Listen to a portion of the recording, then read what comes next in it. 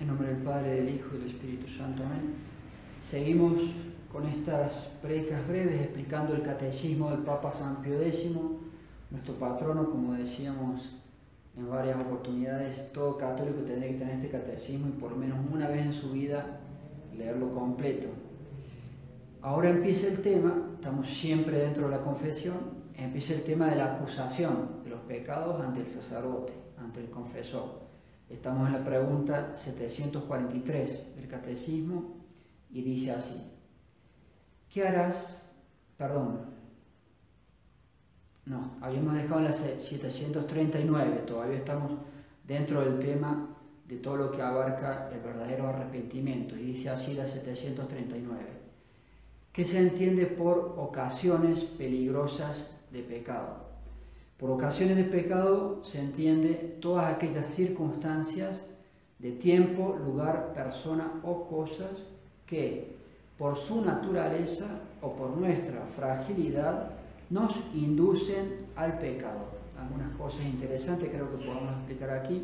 Repito, ocasiones de pecado, ocasiones peligrosas de pecado, se entienden todas aquellas circunstancias de tiempo, de lugar que nos inducen o nos ponen en riesgo de cometer pecados. De lugar, si un caballero cae en alcoholismo, ir a la tienda donde suele tomar o ir a un bar, peor creo que el ambiente aquí en Colombia, en mi país, la palabra bar no tiene nada de malo, pero creo que aquí siempre tiene un contexto un poquito negativo. Sea como fuera, el caballero que ha caído en el alcoholismo va a esos lugares, se está poniendo en ocasión próxima de pecar, en riesgo de pecar, porque va al lugar donde él acostumbra o donde él puede seguir tomando, en este caso. Ocasión próxima de personas que nos pueden inducir al pecado. Sigo con el ejemplo de una persona que haya caído en alcoholismo. Si él tiene, no sé si se dice aquí en Colombia, compañeros de trago, y va a visitar a sus amigos, compañeros de trago, bueno, lo más probable es que haya bastante riesgo de que terminen tomando nuevamente. Entonces esa persona se tiene que privar de esas ocasiones de pecado. O a veces un pecado que se da un poco más en las damas cuando se reúnen tal vez dos amigas y empiezan a criticar hablando mal de otras. Y si yo siempre me reúno con fulanita y siempre terminamos criticando, bueno, fulanita se me hace para mí y para ella también una ocasión próxima de pecado, porque siempre terminamos criticando a las otras chicas o a las otras amigas. Ocasiones próximas que ponen en riesgo de pecar o inducen al pecado en cuanto a las cosas: estar todo el día en el celular, ese vicio moderno de tener atontada a la gente todo el día esclavizados viendo las pantallitas esas, no es normal, o la televisión o el internet, pero hoy en día sobre todo el celular, mínimo es una pérdida de tiempo gigantesca realmente. Esa esclavitud del WhatsApp, que yo no tengo, pero me explican que hay que estar respondiendo todo el tiempo, es una esclavitud total. Y los grandes genios entre comillas, del mundo moderno, del gobierno mundial, cuando lo pueden hacer, saben esas cosas y absorben al ser humano. En la Sagrada Escritura dice: la tierra está desolada porque ya nadie reflexiona en su corazón. ¿Qué van a reflexionar si están todo el día, perdón que lo diga de esta manera, todo el día como bobos ahí en la pantallita? No, obviamente que la mente no tiene tiempo para pensar en las cosas serias, en la familia, en los hijos, en la salvación eterna, en mis pecados, en que me tengo que salvar, que tengo que hacer tal vez una confesión. Nadie reflexiona, todos están en la, perdón otra vez que lo diga así, en la bobada del aparatito que les come la vida. Ese es el menor daño, la pérdida de tiempo. Y ni hablemos, somos adultos, muchos los que escuchan, la cantidad de impurezas, pecados de impureza que se cometen con esos aparatitos, ni hablemos. Al límite sumo. Yo siempre digo, si uno resucitara a un romano de la época más corrompida del Imperio Romano y uno le explicara, entre comillas, las facilidades que hay para pecar los 365 días del año, las 24 horas del día, no lo creería. El romano de la época más corrompida de todas, donde pasaba tal vez de todo, no creería que es para tanto. Realmente hemos llegado, creo, al máximo nivel de pecado en la humanidad y de facilidad para el pecado. Entonces ahí tienen una cosa, el celular, que a muchísimos los ponen en ocasión próxima del pecado los inducen al pecado. Y puede ser ahora la misma cosa, porque el celular es así, tiene facilidades, se puede usar bien, pero casi nadie lo usa bien. O también está la persona concreta que tal vez es más propensa a hacer tales o cuales cosas, en ese caso hay algo subjetivo que depende del sujeto, pero a veces la pura cosa facilita los pecados. Siguiente pregunta, 740. ¿Estamos gravemente obligados a apartarnos de todas las ocasiones de pecado, de todas las ocasiones peligrosas de pecado? Respuesta, estamos gravemente obligados a apartarnos de aquellas ocasiones que de ordinario nos inducen a cometer pecado mortal, las cuales se llaman ocasiones próximas de pecar.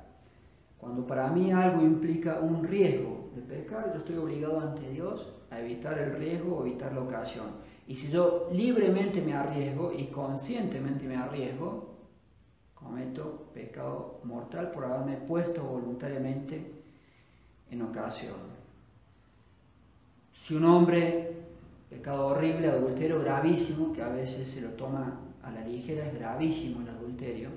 Si un hombre traiciona a su mujer con otra mujer y sabe dónde vive y esa mujer vive sola, no, la voy a ir a visitar. El solo hecho de ir a visitarla ya es un pecado mortal.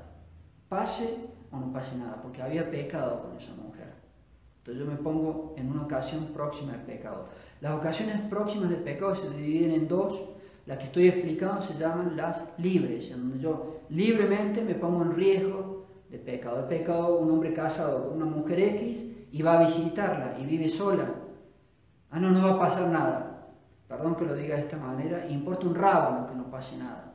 El solo hecho de ir a visitar la dama con la cual se pecó, ya eso es un pecado para ese hombre casado que estamos dando el ejemplo, porque se está poniendo voluntariamente en riesgo y nadie lo obliga, por eso se llama libremente.